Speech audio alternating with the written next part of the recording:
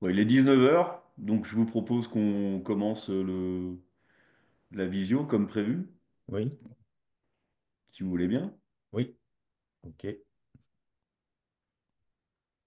Donc bonjour à toutes et à tous, et je vais laisser Eric, notre maître loyal, notre monsieur loyal, faire le...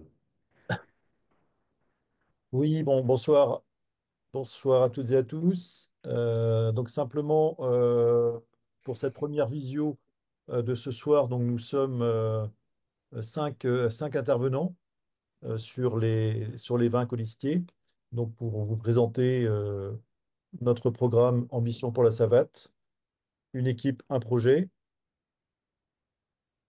avec une série en fait de constats qui ont pu être faits en échangeant avec, bien sûr entre nous, mais avec beaucoup de collègues dans les clubs, les comités départementaux et les ligues.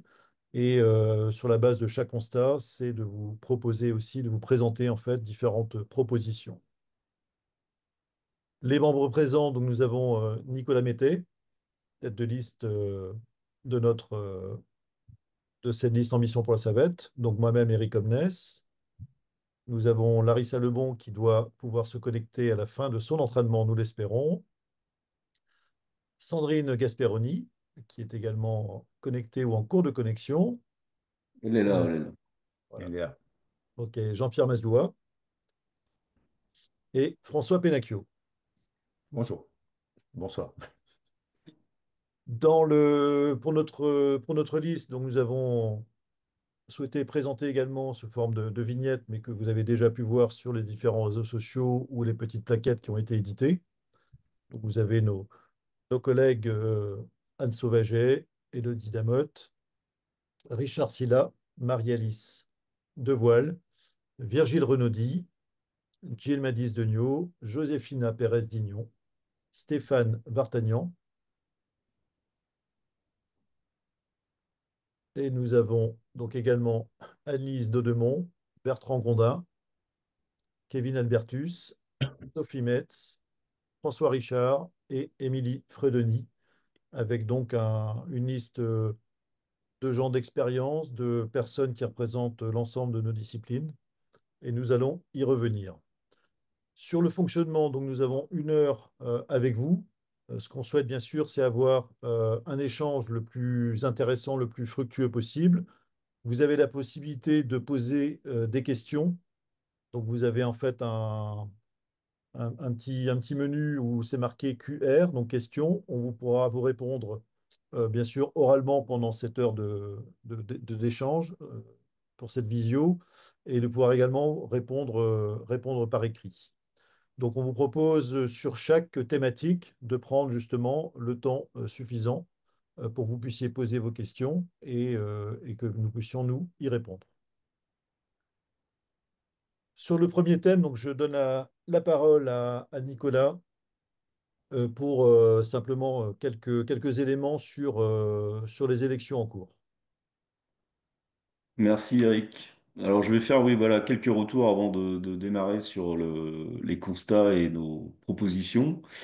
Donc nous avons commencé à travailler sur l'élection en début d'année civile. Et nous nous sommes rendus compte en fait que plusieurs clubs ne savent toujours pas comment fonctionnent les élections parce qu'ils votent pour la première fois. On a pu encore avoir ce week-end, pendant que j'étais sur Paris, des questions de plusieurs entraîneurs et présidents de clubs qui étaient présents quand on discutait avec eux et Jean-Pierre. Si tu veux bien avancer, Eric. Ah, Là, pour l'instant, il n'y a qu'une seule ouais, phrase. On se cale, hein. C'est les joies du direct. ouais, tout à fait. Lui faire de tête ou Ouais, je pense que là, il est. Attends, hop. il y a un bug? Ouais,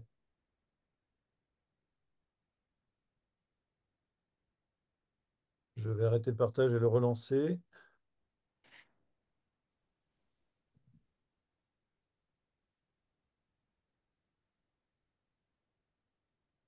Voilà. Merci. Ah, parfait. Voilà, on a pu aussi avoir des retours de plusieurs présidents et présidentes de comités départementaux et de ligue qui n'ont pas compris en fait qu'ils restaient électeurs de l'Assemblée générale ordinaire. Donc, je pense qu'il y a un petit peu encore d'incompréhension et de cafouillage au niveau de de la modification des élections et qu'il est grand temps au 5 novembre que chacun d'entre nous puisse avoir les explications. Si tu veux bien avancer, Eric.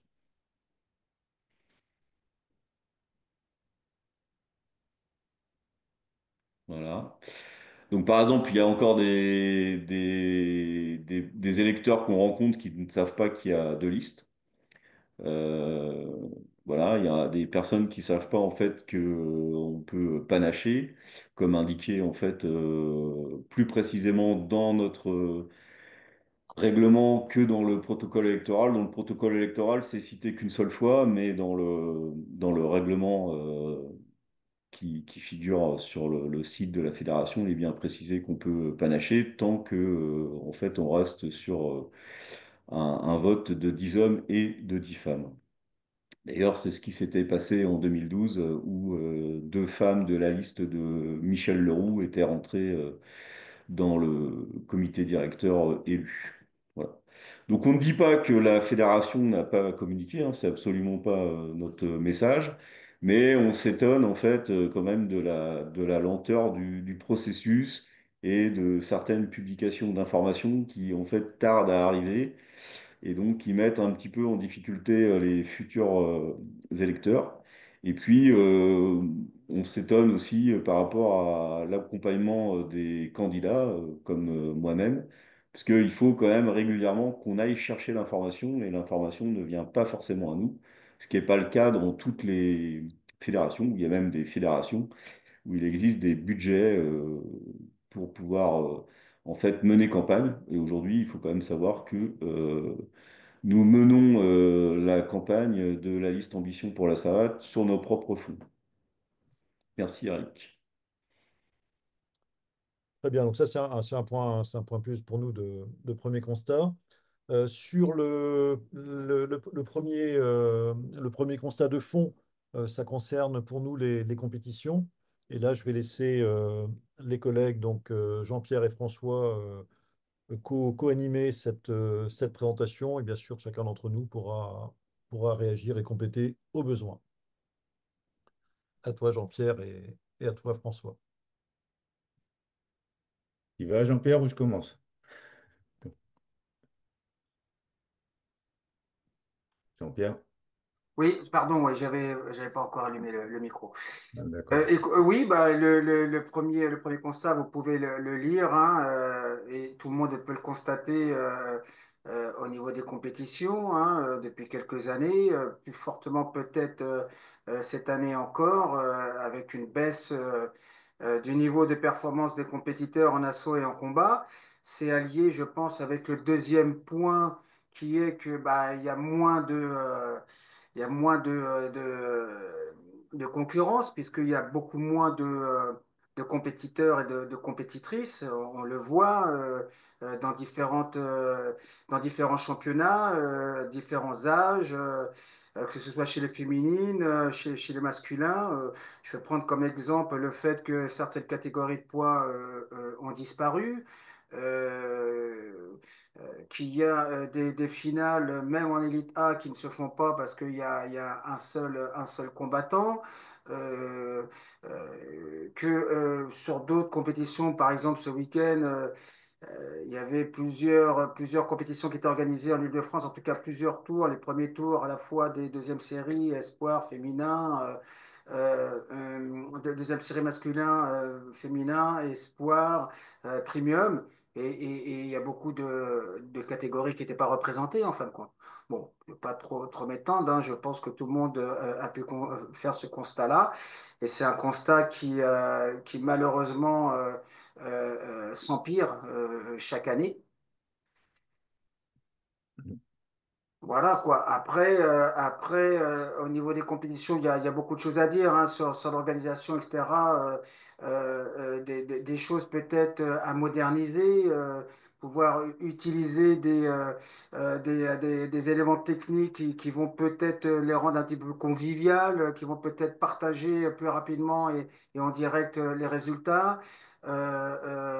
Revoir un petit peu aussi comment on va organiser les jugements. Euh, Effectivement, là, on discutait ce week-end, comme tu rappelais tout à l'heure, Nicolas, avec un certain nombre d'entraîneurs qui nous disaient que bah, ils faisaient le même constat que nous, à savoir que bah, maintenant, dans les clubs, on se prépare au niveau des compétitions en fonction de comment on va être jugé, en fin de compte. C'est le Mm. jugement et l'arbitrage qui détermine la performance un petit peu. Il y a des nouvelles mesures, par exemple, qui sont prises, on voit bien hein, l'idée de faire avancer les choses. Hein, c'est pas qu'une critique. Hein. Peut-être simplement, on pourrait élargir un petit peu la réflexion, ce qui éviterait, comment dire, de rater quelques points. J'en prends quelques-uns. Par exemple, le fait de ne plus pouvoir mettre égalité sur une reprise pour un juge. Voilà, un juge, donc cette année, ne pourra plus, sur son bulletin de juge, mettre égalité sur une reprise. Mais si personne ne marque de points pendant la reprise, qu'est-ce qu'il met alors? Mm. Euh, Par exemple, voilà, en ce qui concerne le fait de montrer le résultat à chaque reprise, les juges montrent les plaquettes. Bah, il y a plusieurs effets pervers, en fin de compte, qui peuvent découler de cette nouvelle aussi mesure, qui a pourtant été expérimentée hein, l'année dernière. Et on voit bien qu'il y avait une volonté avec un souci de transparence. En tout cas, moi, c'est comme ça que je l'ai vécu au départ. Et peut-être même, je me disais, bon, enfin, on va voir les gens, ce qu'ils ont mis. Mais en fin de compte, j'ai bien vu dès l'année dernière qu'il y avait des effets pervers. Forcément, ben, le vote de chaque juge influence les collègues juges. Ça, c'est une première chose. Et puis, il y a des points vraiment où on peut se demander à quel point ça peut conditionner l'évolution de la rencontre. Par exemple, en assaut, imaginez quelqu'un, il a perdu ses deux reprises. Ben, qu'est-ce qu'il va faire en troisième reprise? Il n'y a pas de chaos en assaut. Donc ça sert à quoi de faire une troisième reprise, presque, j'ai envie de dire. Ou alors, il va falloir qu'il cherche à faire obtenir des avertissements son adversaire. Enfin bref, tout ça pour dire que à un moment donné, il y a besoin de revoir un petit peu d'une manière peut-être plus participative, avec l'expérience des uns et des autres. À la fois l'organisation des compétitions, le jugement des différentes pratiques, l'arbitrage, enfin bref, essayer de moderniser un petit peu tout ça et puis voilà, revenir aussi sur des choses qui étaient prises en considération et qu'on a oubliées. Par exemple, aujourd'hui, pour pouvoir boxer en salle de boxe française, bah, faut payer. Voilà. Il faut payer les inscriptions. Autrefois, bon, François, tu vas pouvoir prendre la suite, mais autrefois, quand on boxait, nous, le boxeur était remboursé de ses frais, l'entraîneur et le soigneur. Mm. On a Absolument. retiré le soigneur au fil du temps, on a retiré l'entraîneur, on a retiré les remboursements des tireurs et des tireuses. Donc aujourd'hui, effectivement, bah, faut payer pour aller boxer. Avec une perte en parallèle de médiatisation et de visibilité de nos combattants. Et je vais laisser la parole à François, effectivement, plus sur peut-être les propositions, différentes propositions que l'on propose. Bien sûr. Ben, valoriser les athlètes, valoriser nos athlètes.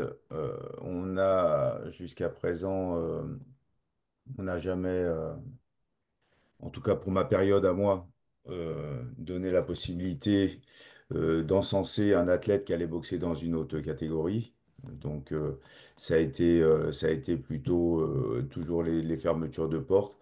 Alors que là aujourd'hui, je pense que au contraire, la seule possibilité de toute façon pour pouvoir développer notre discipline, évidemment, c'est de les former comme nous savons le faire. Voilà, parce que je ne sais pas être chauvin, puisque j'ai pratiqué beaucoup de disciplines. Mais on sait préparer aujourd'hui des compétiteurs et on sait également les adapter à d'autres disciplines. Donc ça, je trouve que c'est une bonne méthode de façon à mettre, à attirer de toute façon les regards et les médias vers nous. À partir du moment où on a une formation de savate boxe française, je pense que ce sera déjà l'étendard. Et évidemment, aller chercher, pour tout ça, aller chercher l'argent qui va avec et les sponsors pour organiser toutes ces rencontres. Voilà, mettre des parcours particuliers à l'honneur. On a tout, dans toutes les générations qu'on a eues, et le dernier, bah, c'est Alexis Nicolas, hein, on a Oui. vu qu'il était sur le site de la Fédé, et c'est très très bien de mettre à l'honneur nos champions qui réussissent dans d'autres disciplines. Mais on a raté le coche plein de fois déjà avant quand même, avec plein d'autres. Il y en a eu plein d'autres, et il y en aura sûrement d'autres. Bon, là, il s'avère que c'est fait là, et tant mieux, c'est quand même quelqu'un qui n'a pas oublié d'où il venait, mais on aurait pu en faire plus.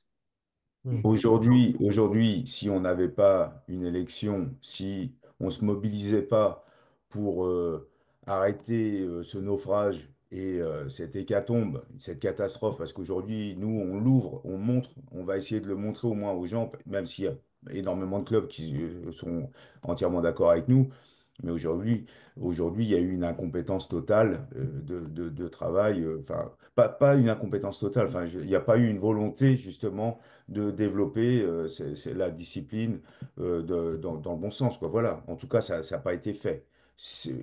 On va revenir rapidement sur les Jeux, mais ça, tout le monde le sait. Mais Paris, les Jeux Olympiques 2024, on représente les Jeux Olympiques, la BF n'est même pas, on fait même pas une démonstration, quoi. On va même pas présenter l'image de notre sport national, quoi. Oui, Donc alors qu'on y était en 1924. Et voilà, puis, d'une c'est manière générale, de toute façon, on a perdu les fenêtres qu'on avait dans les médias. Il y a pareil, hein, je ne veux pas faire l'ancien, mais dans les années 90, début des années 90, les championnats de France étaient retransmis en direct exactement, sur exactement. Paris Première, ou parfois sur FR3. Enfin bref, il y a eu des Sur retransmissions France 2, il y complètes, avait Antenne 2 bien sûr. qui retransmis. Les championnats de France étaient retransmis. Il y a eu les championnats du monde également ont été retransmis. Il y a eu, on avait beaucoup plus de médias qui non, présents vraiment en images à tout point de vue. On avait beaucoup plus de présence, de visuels dans les magazines, Ring, Karaté, Bushido et ainsi de suite. C'était le quotidien, quoi. Enfin, on parlait de notre discipline. Il n'y a pas eu, il y a, je suis désolé, les années ont passé et aujourd'hui, je pense que ça secoue un petit peu la fédération, mais parce qu'il y a un ras-le-bol, en tout cas pour ma part, enfin voilà, il y a un ras-le-bol général aussi de certains clubs et il va falloir se motiver pour, il y a du travail, mais on est courageux. Voilà, Voilà. On pense qu'il y a la matière, en tout cas, on est sûr. On a des athlètes, absolument. des beaux athlètes, on en a parlé. Effectivement, la deuxième proposition, c'est d'avoir vraiment une action importante en termes d'image, de médiatisation et donc de communication aussi interne au sein de la fédération et entre les services et les clubs, et aussi avoir un plan de médiatisation externe avec bien sûr la recherche de partenaires pour pouvoir arriver à redorer notre sport et nos athlètes. Arbitrage. Oui, bon, on a déjà dit deux mots, Oui. mais effectivement, sur l'arbitrage et le jugement, bah, il faut revenir pareil. Il y a des choses assez basiques qui mettaient tout le monde d'accord. Le combat, c'est l'efficacité. En assaut, aujourd'hui, c'est que la précision. Le bonus, la technique, elle est qu'en bonus. Donc, on a forcément des gens qui cherchent qu'à toucher et avec les coups les plus simples. Ils ont Mm. raison, puisque c'est le règlement qui va déterminer s'ils sont vainqueurs ou pas. Vaut mieux que je touche 10 fois dans les jambes en étant sûr de toucher que de prendre le risque de mettre un coup de pied visage pour marquer 4 points avec le risque de me faire balayer ou ceci, cela, quoi. Donc, à un moment donné, le fait de retirer la note de virtuosité technique, la note technique, ben, forcément, ça a conditionné aussi ce style de rencontre, ce style, comment dire, Un appauvrissement technique. Oui, voilà, voilà, les gens, ils s'adaptent par rapport à ça. Pour prendre un bon exemple en combat, quelqu'un qui va mettre un doublé visage qui touche, qui donnerait 8 points en assaut, mais l'autre en face shoot la jambe d'appui en étant bien à distance avec un bon fouetté, bah, c'est celui qui a shooté la jambe d'appui qui prend le point, puisque c'est l'efficacité qui doit primer. Mm. Je ne sais pas s'il y a des questions sur cette première partie concernant la compétition et l'ensemble des athlètes, que ce soit bien sûr en combat, en assaut, et on intègre bien sûr, on le verra tout à l'heure, plus précisément Il y a une main qui est levée, hein, je les crois. listes. Ouais, mais c'est des questions écrites, c'est ce que j'allais repréciser en fait. Ils n'ont pas D'accord. accès au micro, Jean-Pierre. Oui, oui, d'accord. Faut qu'ils posent les Bon, questions par écrit. d'accord. Sinon, J'allais on le dire en enchaîne fait. sur C'est pas notre configuration, hein, c'est la ouais. configuration qui a été faite Donc, posez bien effectivement vos questions par écrit. On y par reviendra l'autre. de toute façon tout à l'heure, quels que soient les thèmes. Donc, Mhm. le deuxième constat, c'est sur la gouvernance. Donc là, je te laisse la parole, Oui. Donc Nicolas. aujourd'hui, ce qui sort des différents échanges, c'est une perte de confiance dans la gouvernance actuelle, hein. Ça se traduit par l'existence de notre liste, hein, qui est bien une liste d'alternatives à la présidence actuelle qui se représente pour un quatrième mandat. Euh, le fait aussi, peut-être que je vous l'apprends, c'est qu'il y a aussi une troisième liste, hein, conduite par Jean-Claude Félicie, hein, qui est né au mois de mai dernier et qui essaye d'exister. Alors, ils ont commis deux coquilles administratives sur la déclaration de leur liste, qui fait que la liste n'a pas été validée par le comité de surveillance des opérations électorales, le CSOE. Mais on sait, voilà, on a appris par des colistiers à lui ce week-end qu'il passait en conciliation mercredi. Donc peut-être qu'il y aura une troisième liste, vous voyez, alors qu'on est le 5 novembre, pour des élections qui sont dans maintenant 2 semaines. Et puis, donc, comme je vous disais, hein, on a donc déclenché la candidature d'Ambition pour la Savate en début d'année civile. On l'a officialisé avec une première rencontre en Bretagne, à Plescope, dans une organisation faite par Eric. Et puis, du coup, je me suis promené avec des collègues et puis nous sommes allés à peu près partout en France, physiquement, sinon en visio. Et ce qui ressort des échanges, tu vas trop vite, ce qui ressort des échanges avec les collègues, ben, c'est une envie de changement. C'est pour ça que ça nous a conforté dans la mise en place de notre projet. Donc nos propositions par rapport à ça, c'est donc plus d'horizontalité, de faire participer les acteurs de terrain, de mettre en place des collèges. Alors pour l'instant on a appelé ça collège, mais en tout cas des rencontres au niveau des clubs, des comités et des ligues pour travailler tout au long de l'année, tout au long de l'Olympiade et faire remonter des choses au niveau du comité directeur qui, du coup, tiendra ses engagements par rapport aux propositions faites. Et de mettre en place des appels à projets sur des expérimentations et des financements d'actions par rapport à des réalités locales. Ça, c'est vraiment très important. Voilà, et pour nous d'avoir aussi une traçabilité justement des différentes propositions qui peuvent émaner des clubs demain, d'avoir vraiment une traçabilité entre ce qui est proposé, ce qui est validé par le futur comité directeur et surtout ce qui sera mis en œuvre avec éventuellement des aides techniques et ou financières. Y a-t-il des questions sur ce deuxième thème posé à l'écrit? Sinon, on pourra les prendre en fin de présentation. Donc sur le troisième constat, c'est plutôt les territoires.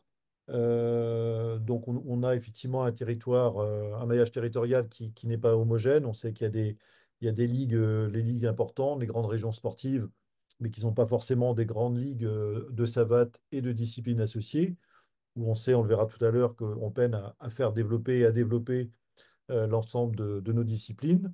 On a plusieurs départements qui n'ont pas de comité, même si la loi NOTRe, qui a créé les nouvelles régions, donnait obligation aux nouvelles ligues d'avoir systématiquement chaque département avec un comité départemental. On n'a pas forcément aujourd'hui l'ensemble des départements parce qu'ils n'ont pas suffisamment de clubs. Hein, il faut 3 clubs pour pouvoir en créer un. On a plusieurs comités qui nous disent effectivement qu'ils font le mieux possible, même s'il y a bien sûr des formations proposées par la fédération, des formations préposées, pardon, par les GDOS au niveau des départements pour aider nos bénévoles, qu'ils soient élus ou non dans les clubs. Voilà, ils ont du mal aussi à se structurer et on sent qu'il y a besoin d'accompagnement et d'aide encore pour peut-être créer en fait des équipes qui peuvent organiser une compétition à plusieurs clubs, mais ça peut être aussi les aider sur les demandes de subventions, que ce soit pour la l'ANS ou les fonds de développement au niveau des départements. Bon, là, on voit en ça qu'il y a une grande demande, en fait, en tout cas, au niveau des clubs et des comités départementaux. Et la spécificité, effectivement, de nos départements et régions d'outre-mer, on sait qu'il y a des besoins aussi particuliers. Donc là, dans notre liste, on a effectivement des représentants de nos départements et régions d'outre-mer. Et donc là, c'est s'appuyer aussi sur leurs expériences et de pouvoir honorer aussi différentes demandes et les accompagner dans leurs spécificités. Nos propositions pour accompagner les territoires, c'est créer du coup un service qui serait dédié à l'accompagnement de ces territoires, sur la base aussi des différentes expériences de nos clubs, de nos comités départementaux et de nos ligues. C'est décliner ce service de manière spécifique pour aider les petites structures. Comme je disais, on a parfois des clubs en région qui nous disent, bah oui, moi j'aimerais bien organiser une compétition, un gala, voire une compétition nationale, mais qui ne savent pas comment s'y prendre. Donc l'idée, c'est de dire, bah, localement, autour de vous, vous avez des clubs qui savent faire. Et donc, bah, pourquoi pas monter une équipe qui va épauler, aider le club en question. Ça peut être pour l'organisation technique, ça peut être pour l'organisation de recherche de partenaires, de sponsors, etc. Donc voilà, c'est dans toutes les démarches administratives, c'est la partie sportive, comment monter aussi un gala, comment donner des contacts pour obtenir et trouver les compétiteurs de même niveau et effectivement, que ce soit homme ou femme. C'est peut-être aussi arriver à présenter plus de compétitions de Cannes, on l'évoquera tout à l'heure également, lors de nos compétitions de Savate BF, que ce soit un gala, que ce soit une compétition nationale ou internationale. C'est peut-être repenser la ristourne fédérale et mettre en place des subventions qui pourraient être liées aussi à des projets, avoir vraiment, on va dire, un fonctionnement dans les deux sens. Les clubs, bien sûr, apportent cette manne financière à la fédération, mais en même temps, la fédération, c'est vrai, nous aide au niveau des clubs, comités et ligues à financer certains événements. Mais peut-être là aussi, c'est repenser le fonctionnement fédéral et cette ristourne et de retravailler aussi l'ensemble des budgets pour qu'ils soient plus peut-être portés sur le développement de nos compétitions et comme on l'a dit, faire le lien avec une médiatisation aussi renforcée. L'idée des licences à bas coût pour les bénévoles ou les encadrants, bah, on sait que certains clubs soit ne licencient pas tout le monde, ne licencient pas forcément tous leurs adhérents. La question effectivement des bénévoles et des encadrants se pose également dans tous nos clubs. Bon, il y a peut-être quelques points à préciser ou des exemples par mes collègues à apporter sur ce thème de l'accompagnement des territoires. Sinon, je ne sais pas si on a des questions écrites. Et donc, dans l'idée, c'est un sujet qui est aussi en discussion et en gestation, même plus avancé aujourd'hui par la fédération. Donc, on est très content que ce thème-là, qu'on avait aussi déjà évoqué dans nos présentations, nos petits documents qui datent maintenant de presque une année, c'est effectivement créer des postes d'agents de développement qui seraient vraiment dans nos territoires. On sait qu'il faut bien le formater, il faut prévoir bien sûr le bon niveau de compétences, il faut aussi penser à l'encadrement de ces personnes-là. Alors, on sait que c'est difficile lorsqu'il y a des jeunes en service civique de les encadrer aussi lorsqu'on est dans des clubs, comités ou ligues, avec aussi souvent des bénévoles. Donc là aussi, l'idée, c'est de créer vraiment du fonctionnement local et territorial. Donc là aussi, c'est pour globalement, sur l'ensemble de ces propositions, c'est se servir déjà des expériences qui ont lieu dans nos clubs, dans nos ligues, dans nos comités départementaux, dont on n'a pas forcément toujours la connaissance, même s'il y a des choses qui sont recensées par la DTN aujourd'hui lorsqu'il y a les séminaires des cadres techniques. Hein, les CTD, CTL recensent toutes les actions faites, mais il y a sûrement à aller déjà chercher, donc diffuser probablement ce qui existe déjà comme bonne pratique, comme bonnes expériences pour pouvoir justement accompagner aussi des clubs dans d'autres régions sur ce qui s'est fait et qui a fonctionné, ou ce qui n'a pas fonctionné, d'en tirer aussi les bilans et peut-être rectifier certaines actions et proposer une mise en œuvre et un suivi de ces actions dans les territoires. Sur la quatrième partie, donc ça concerne nos disciplines associées. Il y a une question qui vient d'être posée, ça permettra aussi d'y répondre par rapport aux féminines. D'accord, très bien. Tu veux prendre la parole pour le dérouler? Donc, Juste ce de la qu'on a, voir. Émilie nous demande, est-ce qu'on a des pistes pour faire venir plus de féminines dans les clubs? Bah déjà, on a beaucoup réfléchi à cette notion de commission féminine. Et c'est vrai on a deux colistières qui sont vraiment très attachées à ce sujet, parce que elles ont même des activités par rapport à ça en dehors de la fédération. Donc c'est Émilie Fridoni en Bretagne et puis Maris Desvoye en PACA.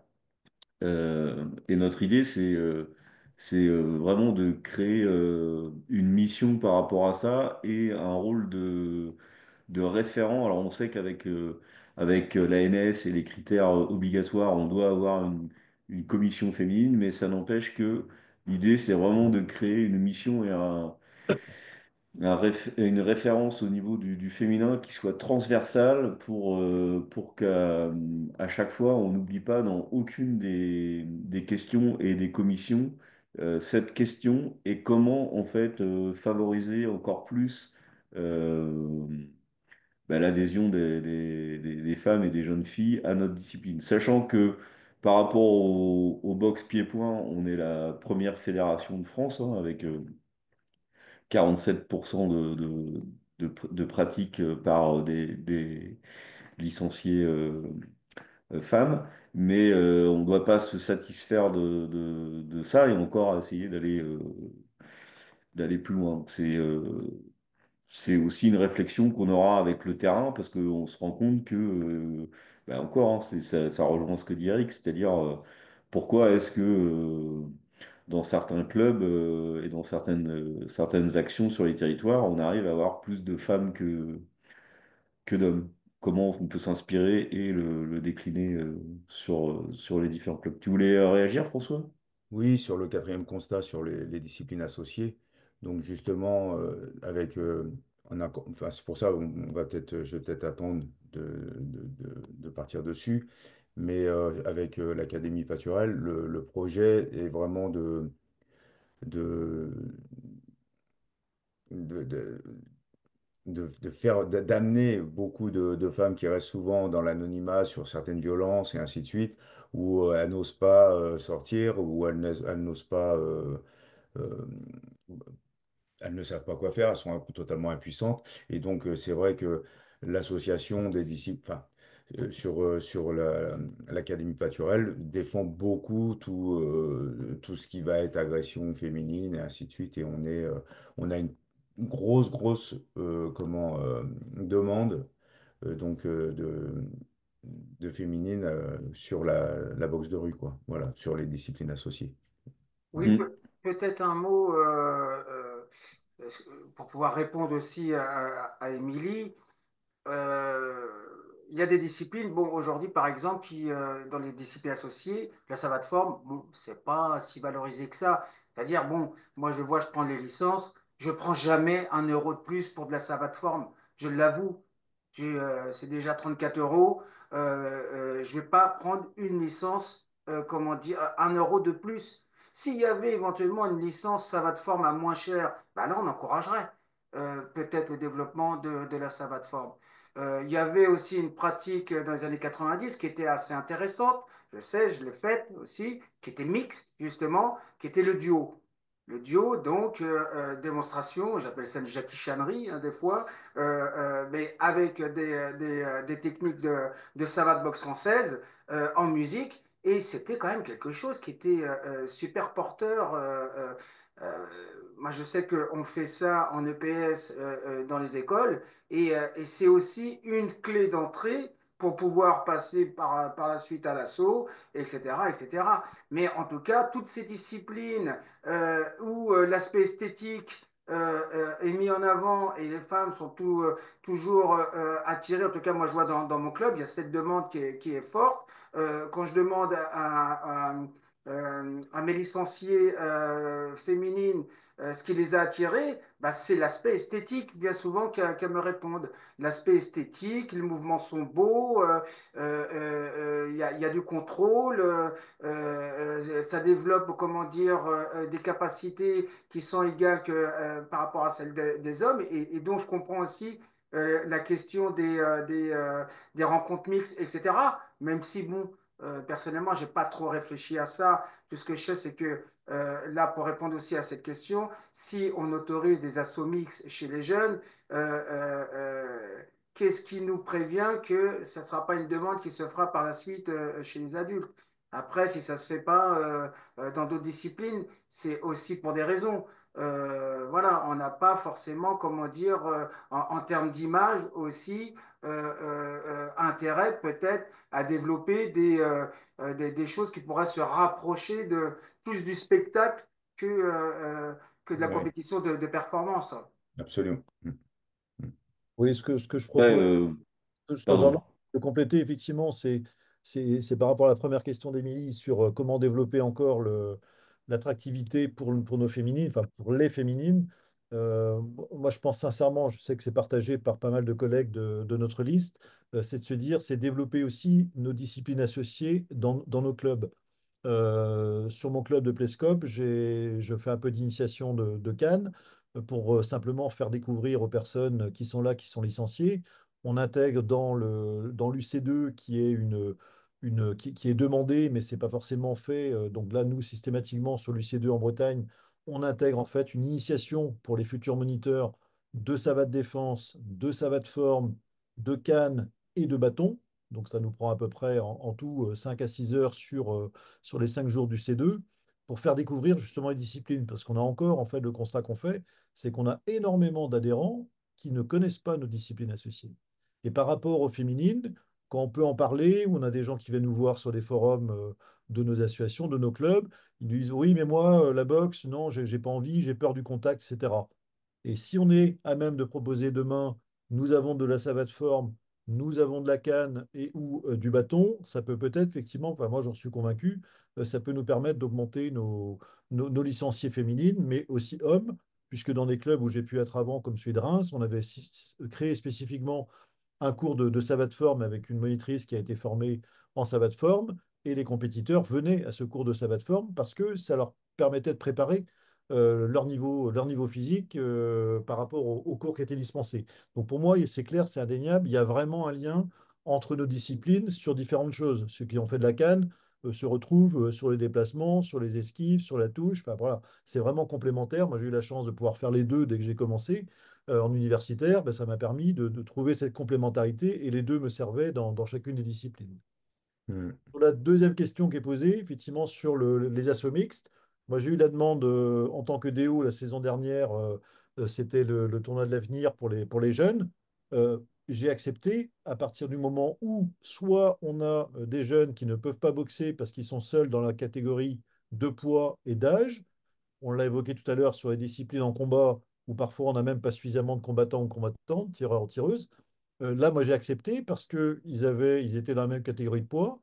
Il y avait un accord des deux clubs, des deux entraîneurs, et moi, j'ai parlé aux deux jeunes avant. On a un arbitre, on a un DO, on a les juges qui sont là pour aussi donner les informations à l'arbitre au besoin. En tout cas, cet assaut-là s'est super bien déroulé. La décision a été le garçon à la majorité. Donc voilà, ça s'est très bien passé. Donc pour moi, spécifiquement, si on a des compétiteurs qui n'ont pas d'adversaire dans des catégories de poids ou d'âge et qu'on peut faire un assaut mixte, moi je suis favorable en tout cas.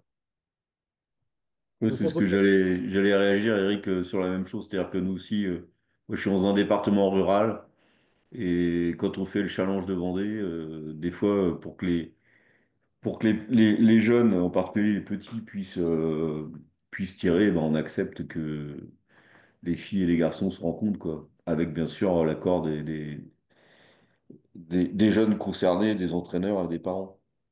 Mais, ouais, euh, ils sont, le mais on le résultat, fait pour que les gamins puissent vivre la compétition. Sinon, on se retrouverait des fois avec des enfants privés de compétition. bah, c'était le cas, puisque je sais qu'on a vu la demande, nous, en Bretagne, il y a quelques années, que ça n'avait pas été accepté. Et ben, je pense qu'on a pu. Enfin, les clubs nous ont dit qu'ils ont perdu ces jeunes parce qu'ils souhaitaient faire de la compétition. Donc, quand ils s'entraînent toute l'année Mm. dans une discipline, qu'ils progressent toute l'année, certes, ils passent les grades de couleur, mais la compétition, bah, ils souhaitent au moins se jauger en compétition en assaut. Bah, si on leur permet de faire cette compétition-là, ils vont faire une compétition, un assaut dans la saison, bah, c'est peut-être mieux que rien. Et je pense qu'effectivement, ça peut inciter justement ces jeunes-là à poursuivre en savate BF et non pas se dire bah, finalement, il n'y a pas de compétition, bah, je vais faire un autre sport. Hmm. Je propose qu'on passe aux propositions sur justement toutes nos disciplines associées. C'est Bon, aussi justement, oui, vas-y, Eric, pour je t'en permettre prie. le développement. Hein, c'est justement pouvoir aussi revoir certains budgets de fonctionnement, toujours dans l'idée d'aide au développement de nos disciplines. Revoir tout ce qui est aussi aide financière. Aider les clubs, on l'a dit, mais y compris les clubs aujourd'hui qui voudraient développer les disciplines associées. Revoir les partenariats. Là, François va en dire un mot justement, il travaille notamment avec Oui, l'Académie bah, de moi, Patrick. avec Robert Paturel, donc ancien compétiteur, on va pas le représenter, mais voilà, il nous soutient également au niveau de la liste et donc compétiteur de boxe française, membre du RAID et mis en place, donc ça fait 20 ans qu'il a démarré cette académie, Robert Paturel. Et donc voilà, en niveau self-défense, on a aujourd'hui déjà une structure qui est bien cadrée, qui a été largement réglementée. C'est un homme qui respecte la loi, évidemment, et on a des modules, réglementation, législation qui sont déjà en place. Donc, c'est un projet qui avait déjà été présenté à la fédération, qui avait été rejeté. Et je trouve que c'est une aberration puisque voilà, on a justement de la savate défense là, puisque c'est un compétiteur de boxe française. Il a adapté cette méthode de self-défense et là on est bien sûr toujours en respectant la loi, Et on est bien sûr sur un modèle de défense totale, hein, donc on va absolument éviter tout le temps le combat où on va toujours négocier. Voilà, enfin, je ne vais pas vous faire un cours dessus. Mais donc c'est un travail qui a été fait, qui a été mis en place par une personne hyper compétente. Et je pense qu'aujourd'hui, en tout cas, moi, je suis maintenant en Charente et je l'ai fait d'abord dans le sud, en Charente. Je l'ai présenté au club de Mansle et voilà, c'est des choses. Et ça va compléter un cours de boxe française. Enfin non, je ferai, nous faisons nous avons nos sessions au cours de boxe française, mais comment la boxe de rue, self-défense, ça va de défense, que vous pouvez l'appeler comme vous voulez. C'est quelque chose qui va vraiment ramener énormément de personnes, puisqu'aujourd'hui, on a un niveau de délinquance et de violence dans la rue. Enfin, je pense que c'est pas la peine de cacher les yeux. Ça devient très dangereux partout. Et, euh, et je pense que c'est même d'utilité publique, même si c'est peut-être un grand mot, mais je trouve que dans un club aujourd'hui, quand vous parlez à à vos adhérents, eh ben, on apprend la boxe française, mais dans un cadre réglementé. Nous faisons un sport de combat qui est réglementé et on ne peut pas faire ce qu'on veut. On est bien d'accord. On est une discipline sportive. Et là, on va vous apporter autre chose. Voilà, on apporte euh, des connaissances et on va apprendre à régler des problèmes. Quelquefois, la discipline sportive, ça ne suffira pas. Voilà. Ouais, Voilà. ok.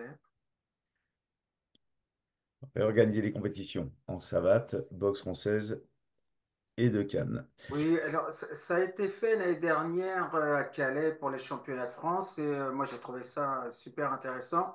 Après, bah, c'est à développer, hein, mais il faut le reconnaître, ça a été fait l'année dernière à Calais pendant les championnats de France techniques. Il y avait à côté les championnats de Cannes.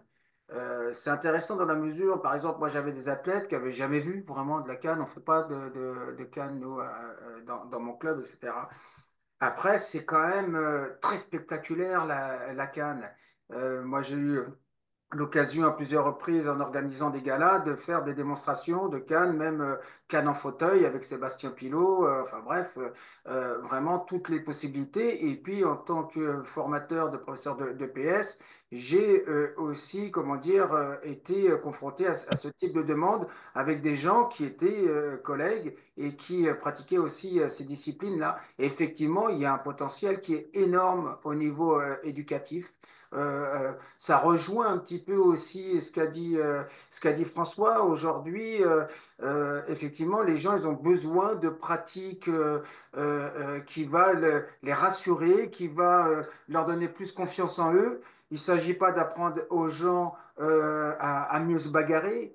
Bien au contraire, il s'agit de donner suffisamment, et là je pense notamment à nos jeunes, hein, suffisamment, comment dire, d'éléments pour les renforcer, pour leur donner les moyens de bien réagir face à une situation de stress, face à une situation qui peut éventuellement dégénérer. Et bien souvent, on trouve les mots, on trouve les comportements qui vont faire éviter le pire.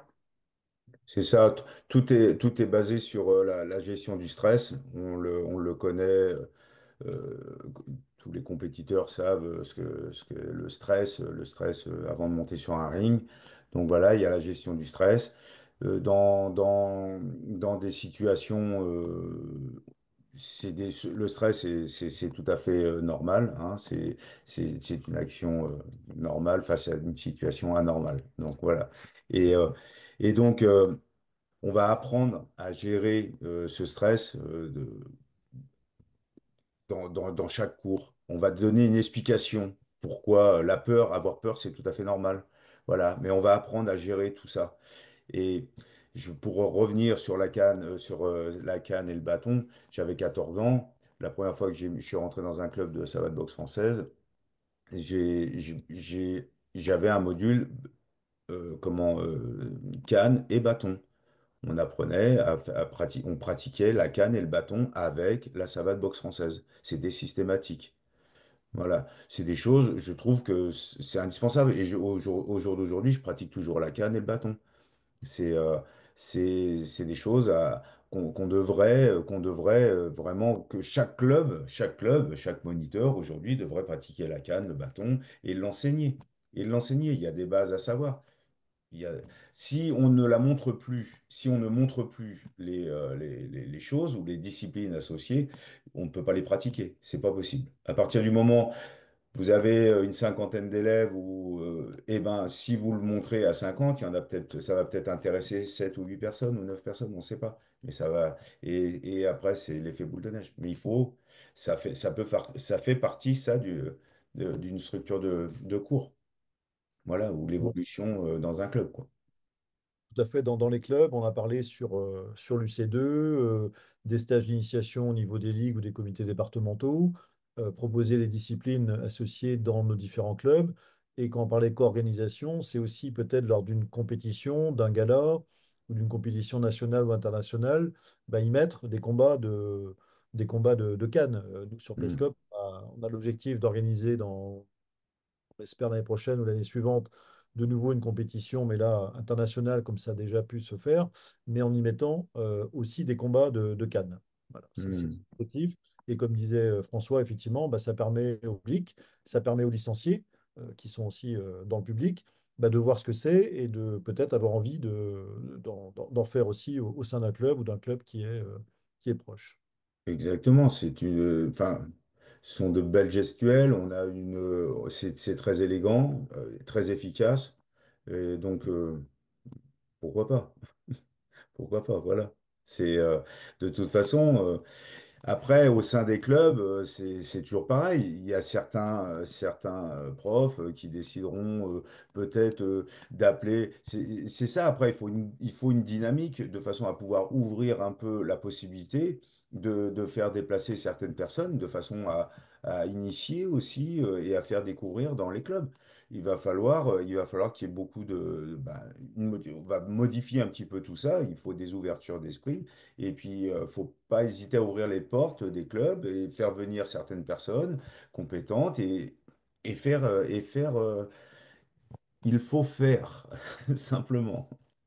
Bah, ça fait le lien avec cette 15e proposition qu'on vous soumet ce soir. Effectivement, ça fait le lien avec ce que vient de dire François. C'est aussi proposer des actions innovantes. C'est pas forcément toujours des actions compliquées. C'est pas forcément toujours des actions coûteuses. Mais là aussi, on l'a dit tout à l'heure, c'est vraiment s'appuyer sur ce qui se fait de bien dans nos différents clubs, surtout le territoire national, mais aussi dans les DOM et régions d'outre-mer, on a des actions qui sont faites, c'est pas suffisamment su, c'est pas suffisamment connu.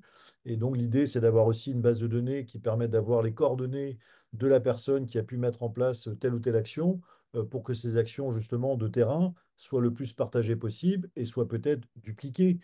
Pas forcément à 100%, mais se dire, ben, c'est une idée intéressante, je vais l'adapter et je vais la mettre en œuvre dans mon club, dans mon territoire, que je sois sur un comité départemental ou une ligue. Donc c'est vraiment faire remonter en fait ce qui se fait vraiment de bien. Et il y a de belles choses, et parfois simples et peu coûteuses. Je ne sais pas si nous avons une série de questions. Sinon, c'est peut-être passer à la dernière partie. Là, il nous reste 8 minutes, donc on est très bien au niveau du timing. Donc je redonne la parole à Nicolas sur bah, comment arriver à mettre en place toutes les belles propositions qui ne sont pas pour nous une vue de l'esprit, mais qui vont Merci Eric. vraiment ensemble. J'étais en train de répondre aux questions, c'est pour ça que vous me voyez taper. Euh, je veux bien que tu fasses. Voilà. Donc on veut se mettre en fait sur une démarche d'amélioration continue, une démarche qualité. Vous avez pu voir les différents visuels autour de la route d'Eming. Donc à chaque fois, voilà, en anglais, un plan, do, check, act. Donc planifier, faire, évaluer, contrôler et puis du coup anticiper et reposer une nouvelle planification. Donc avec un travail sur l'évaluation et sur les indicateurs de réussite. Et l'idée, c'est vraiment de s'inscrire sur un enchaînement des actions, quoi. Voilà, jalonner pour pouvoir avancer et ne pas attendre les fins d'année ou les fins d'Olympiade pour faire le bilan et éventuellement rectifier. Donc pour ça, on veut vraiment penser de manière collective, voilà, réfléchir à plusieurs, hein, ça fait un peu répétition, mais c'est vraiment pour nous très important. On veut aussi bah, que les choses se renouvellent parce que hein, on trouve que voilà, ça nous pose question qu'il y ait des personnes qui actuellement dans le comité directeur briguent leur huitième mandat. Donc on veut aller au-delà de l'obligation de s'arrêter à trois mandats pour le président. On veut réfléchir pour limiter aussi le nombre de mandats des membres du comité directeur et amener à du renouvellement. Voilà. Pour travailler autour de la démocratie participative, hein, donc la renforcer, puisqu'elle existe déjà. Dire qu'on la mette en place, ce serait exagéré, mais en tout cas, on veut la renforcer. On a pu avoir des initiatives avec les assises à Aix-en-Provence, la réunion des comités à la maison du handball, mais c'est des choses qui n'ont pas perduré. Et puis, il y a des décisions qui avaient été prises pendant ces instances-là qui n'ont pas été suivies d'effet. Quand je peux lire dans le programme actuel de la liste sortante que ils vont mettre en place une boîte à outils collaborative. C'est une chose qui avait été demandée quand on avait fait la réunion des comités à la maison du handball il y a maintenant 5 ans, quand on nous avait présenté la réforme et l'ANS. Donc voilà, nous ce qui est vraiment important, c'est que quand on décidera de mettre des choses en place, eh bien on aura des instances qui viendront vérifier que ça a été fait. Voilà, merci pour votre écoute et pour cet échange. On va essayer de pouvoir vous répondre aux questions avant que ça coupe à 20 heures. Donc on se retrouve le 14 novembre, donc la semaine prochaine à 19 heures pour le même format de visio. Et on compte sur votre présence pour le débat contradictoire du 19 novembre à 19 heures. Il sera animé par une journaliste et qui, lui, durera 1 heure et demie. Merci à vous. Merci. Merci à tous. Merci à tous, Merci. aux Bonne soirée. orateurs et aux participants, et merci de vos questions. Bien. Bonne soirée à tous. Au Merci. revoir. Bye bye.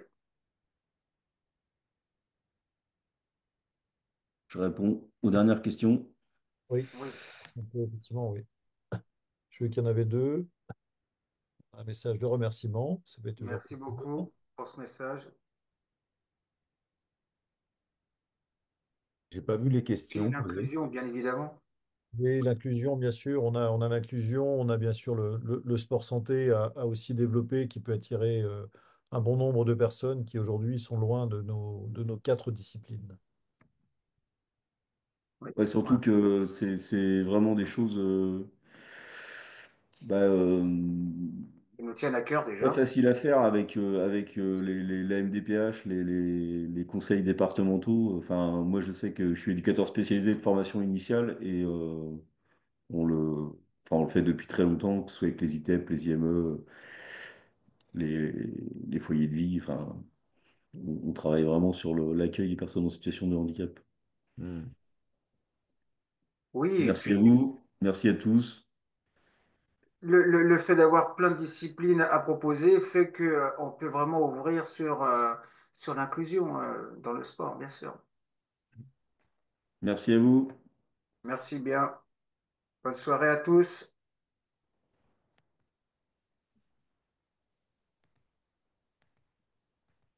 Merci.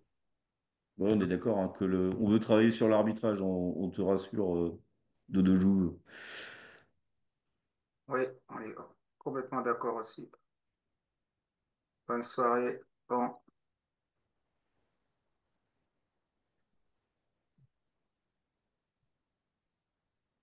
Merci à tout le Il y aura monde. même le retour de certaines personnes qui ont disparu. Oui, il y avait, Ouais, je disais super. 35 participants tout à l'heure. Effectivement, les gens sont 35? Et vous? 44, 44, 47 même, c'est On monté. est monté à 47, ouais. Ouais, Ah, super. Merci aux 47 participants et participantes. ben, ça prouve l'intérêt que tout le monde a pour Ah, c'est bien, le c'est bien. sport et Ouais, ça, c'est pour top. notre sport. C'est top. Tout à C'est- fait. ouais. Il y a encore du monde là? Ouais, il y Oui, a il y a encore encore 30 30 personnes. personnes, hein, donc si vous Ouais, avez c'est des questions, encore des questions, tout à fait. tant que Guillaume n'a pas coupé tant que Guillaume n'a pas coupé la conférence, Nous, on Mais répond. nous on n'hésitez reste, pas, hein, voilà, n'hésitez pas à vous reconnecter le 14, puisqu'il y aura aussi des éléments complémentaires et nouveaux, peut-être sur l'organisation des différents collèges ou commissions qu'on a pu évoquer ce soir. Et Donc d'autres n'hésitez personnes pas, aussi. ce sera pas forcément, bien sûr, il y aura d'autres personnes, ouais. Hmm. Bah, nous, on a conclu, Guillaume. Guillaume envoie un message, il va falloir conclure. Bah, nous, on a conclu, on a dit au revoir à tout le monde. Guillaume, tu peux couper si tu veux. Voilà, Jeanne, il a vous coupé. pouvez donner. Ok, c'est bon, je vais couper du coup. Attends, non, non, encore enregistré. Il y a encore 27 personnes. Ah, Ah ouais. Je vais couper et demain, vous aurez des replays sur le site. Ok? Ah, ok. Super, C'est ta merci voix qu'on beaucoup. entendait. Merci beaucoup. Voilà. Bonne Sympa. soirée. Au revoir. Merci.